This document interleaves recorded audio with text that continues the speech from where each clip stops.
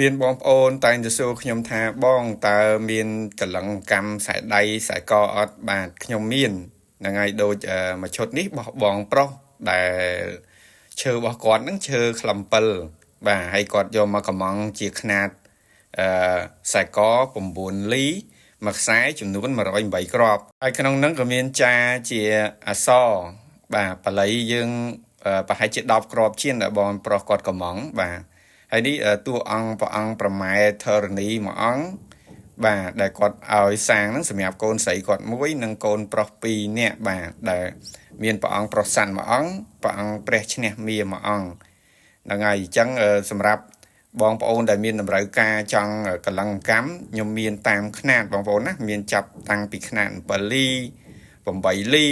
9លីរហូតដល់10លីជាងបាទគឺ15លីហ្នឹងហើយដូចក្នុងខ្សែដៃខ្ញុំអញ្ចឹងបងប្អូនបានឃើញហើយហ្នឹងហើយຂ្នាត15លីនិងຂ្នាត10លីបាទហ្នឹងហើយស្រស់ស្អាតណាបងប្អូនណាបាទនេះគឺជាខ្សែទៀតដែលខ្ញុំបានរៀបចំដើម្បីឈុតខ្សែកនេះយើងអាចដាក់បាន5អង្គបងប្អូនបាទហ្នឹងហើយមានឡត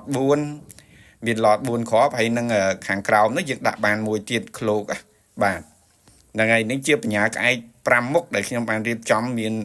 តាំងពីលៀបជ័យរស៊ីលក់ដូរអីមាននៅក្នុងនឹងទាំងអស់បាទការពាក្យក៏ត្រូវដែរបាទអញ្ចឹងខ្ញុំក៏សូមថ្លែងអំណរគុណដល់បងប្អូនទាំងអស់គ្នាដែលតែងតែគាំទ្រនៅស្នាដៃជាងចន្លាក់ប្រម៉ែធរណីសូមអរគុណ